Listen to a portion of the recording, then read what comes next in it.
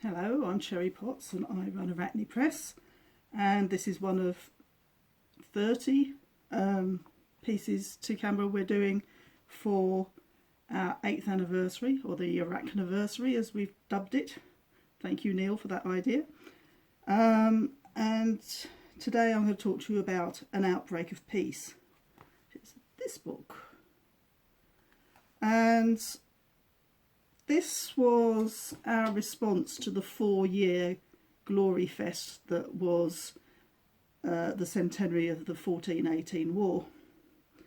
And I don't know about other places, but in the UK there was a lot of "yay, we won" sort of stuff going on, and it was really quite unpleasant, although there were some really moving things going on as well. There was some particularly fine stuff happening in train stations, and we thought, can't really let this go by, but how do we respond to it? So we decided that we were going to wait till the very end and we were going to celebrate the finish of the war.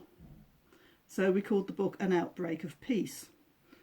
Ended up with a very military grey cover, but with a bursting poppy on it, which was supposed to imply that this was sort of the relief after. And we got a good response to this, and it was an international response. We had poems and stories from America and Australia and New Zealand and China and Iraq, as well as all over the UK and Ireland. And the call out, we said, we do not want any glorification, we do not want any hurrah huzzah stuff. We, relief, remembrance, all of those kind of things are absolutely okay, but no battlefields. We did end up with quite a lot of battlefields. People don't listen. But this was a really interesting collection we ended up with, because we had quite a few poems that were not actually responding directly to 1914-18. They were responding to other wars. And there was a lot of aftermath. What happens because of war? When she walked up to the farm, one she'd reliably found work at all season, the farmer had looked her up and down, his eyes lingering on her too thin waist, her knotted and dirty hair, and told her that they did not need her help today. There was another farm a mile or so ahead that might give her a midday meal in exchange for a few hours' labor in their cornfields. She would leave the scythe to rest against the gate and work rhythmically, mechanically, without the blade's voice to nag her. Afterward, they would give her a round of bread, an ear of corn, and a few berries for a meal. If she was lucky, perhaps there would be half of a sausage. She wasn't often lucky. We had a poem about a child being terrified of his father, who had been through the war and had not processed that. This is War Diary in 172 scale. Ate the carrots like he said. I crouch below the botched assembly of British bombers. Hampden, Halifax, Lancaster, Short Stirling, strung from the Arctic ceiling.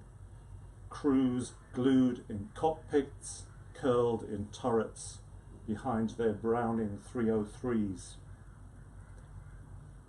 I want them to fly the sortie I built them for, some Merlin magic to spark their plastic into life, to cross the moonless landing, to pound his unsuspecting country where the TV occupies the night and he takes shelter inside her. Headlights from the street outside, shaft through a parting in the curtains, add fleeting shadow squadrons to the ceiling. Add scrambles in the hall, twists the handle of my door. Like the turret gunners, I'm wide-eyed, expecting all his measuresmiths. Thank you. We had a very, very moving story about the Chinese gangs who cleared up the appalling mess on the farmland of France and Belgium, and digging up and reburying bodies and clearing ordnance, and what was happening back home, the wives and daughters and sisters and brothers and sons left behind, and how they were coping.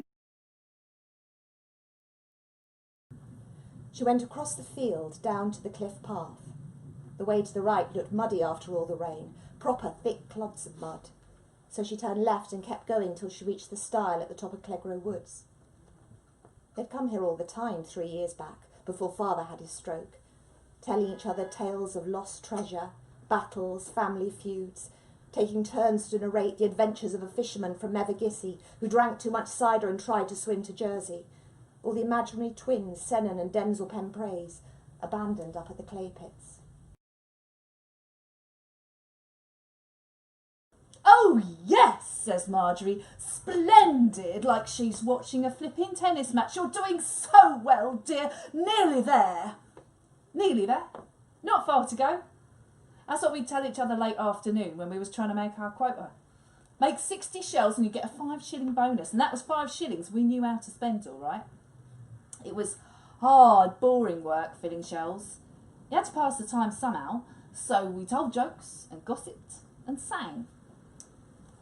But soon enough, I got the TNT tickle, that rasping cough that squatted on your chest and didn't go away. And the other girls started asking Maisie Briggs, so new to the work her skin was still pink, to sing for them instead. An enormous amount about mental health as a result of trauma, and also some how do you make peace? What is peace? Would you recognise if it got up and slapped you around the face type thing? The grass is waking in the ground. And how to describe it, that grass. How to show its richness since it once broke free under the bluest blue sky in that deep pause. And how to share this soft noon on these gentle slopes. The rolling, tumbling calm of summer poured over hummocked hills and around the trees and the silent lines of stone, in all the tenderness of this bursting green.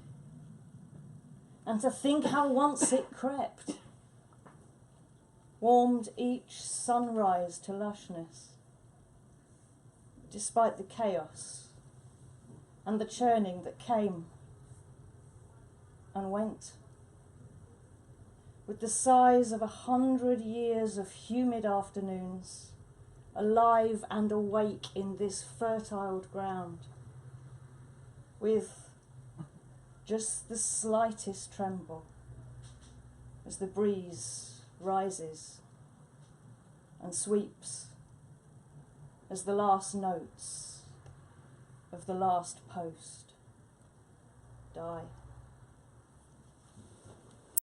And some really quite oblique ones.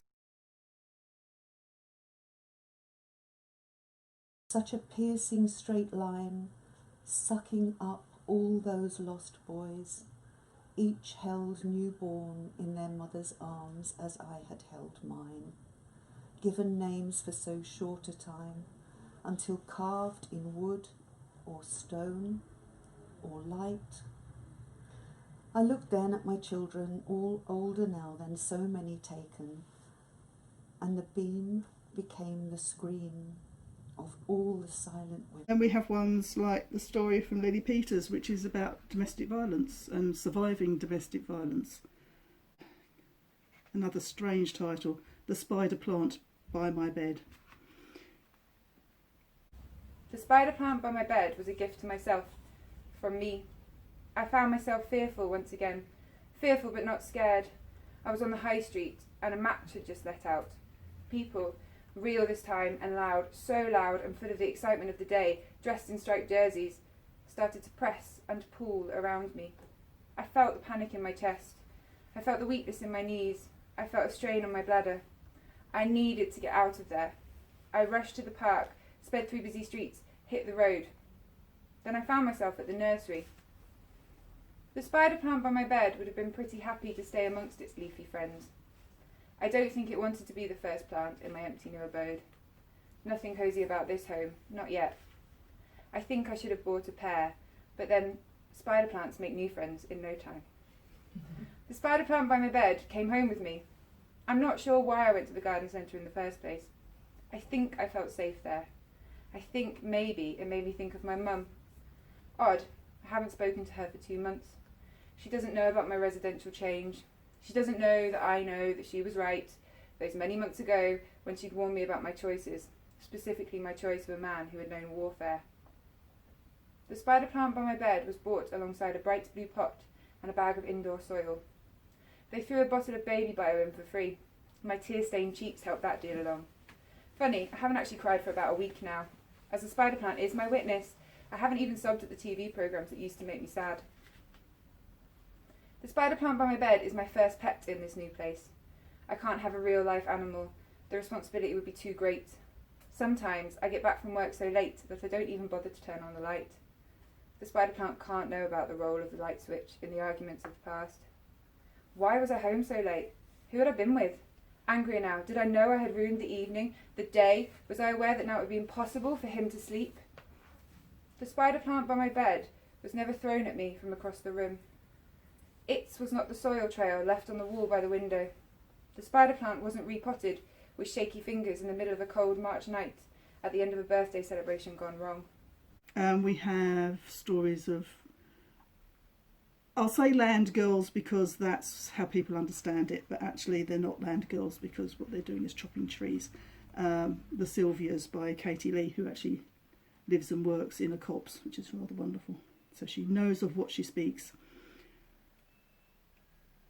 And we have Chantal Heaven's The Ituri Forest, which is about the ongoing appallingness in Congo. Male voices ricocheted across the schoolyard. The voices soared, fueled by the speed of afterkill.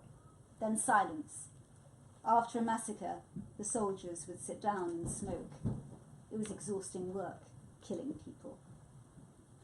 Muffled voices punctuated the blocks of silence. The soldiers spoke Hima and French, the colonial mother tongue. After a while, the conversation fractured. Aristide listened intently, trying to work out how many soldiers there were. How many were only boys, like him, like the children they just killed? What were their plans now? Which way would they head when they left? Aristide could speak 3 languages, Hima, Swahili and French. His father was a Hima, his mother a Lendu. His parents may be dead, but they had given him the means of survival, this linguistic ability to adapt and to eavesdrop. And Julie Lang's The Jump-In. This was one that my proofer said, how does this fit?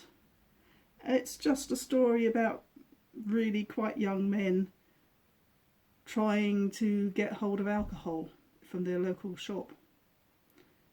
But the point is that these are the age of the boys who lied about their age to go to war. In the context of the book, it absolutely sinks home just how young those boys were. So this is the book. As with all of our books, pretty much, it's on discount throughout August. You need to use the code. I've seen a couple of orders come through and people haven't used the code, so they haven't got their discount. Use the code. Arachneversary. It's on the front page so that you can see it and write it down before you get any further. There's supposed to be a banner, but I can't make it work. Anyway, so Everything's discounted by at least £1. Some special offers bigger than that. This one's just £1 off. It's a lovely book. I've been saying that a lot. I wouldn't publish them if they weren't lovely books. Go figure. Of course I'm going to say they're lovely books. They are lovely books. I love them. Hopefully you will too. Okay, that's enough of that. Ta-ra.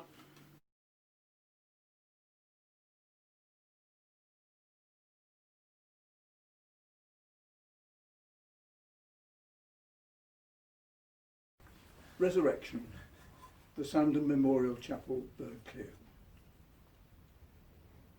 Released from graves, they dump redundant crosses before the seated Christ. To their left, comrades glance up from trenches towards this resurrection, perhaps for the first time believing death is no more than a rest on the winding ascent to heaven. Elsewhere, a convoy bears wounded into hospital.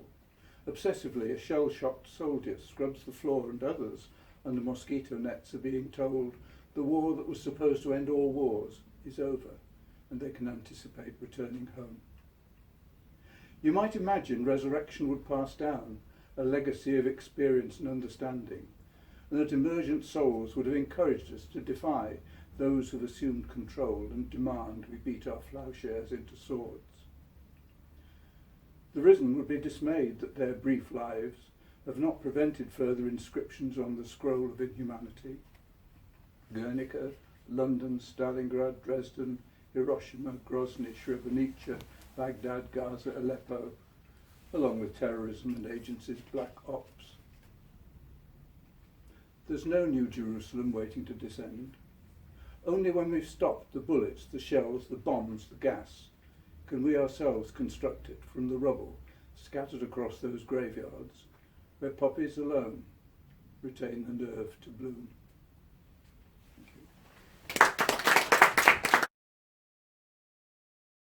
Left at the cenotaph. Heard it all my life, a direction to the centre of our small town, on the edge of an island touching the sea. It's there, opposite where you catch the bus, but never stop to count. Owens, Williams, Pritchards, and Jones after Jones. It was to be simple, dignified, to take away the bareness left behind, unassuming except when poppies are out.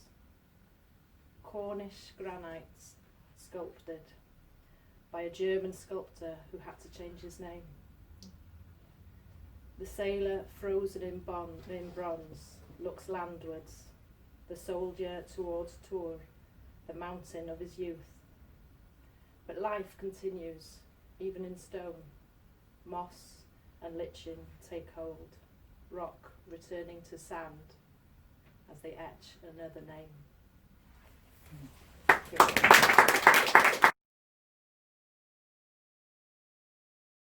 War discarded is not peace, but 100 years of scar tissue. A thickened, itching, unhealed wound that bleeds while we dig through scab-scaled memories. Every year, in a silent minute, children are taught to celebrate blood. Tiny red-pinned chests betray the death of innocence, and suddenly a poppy is no longer a summer flame flicker.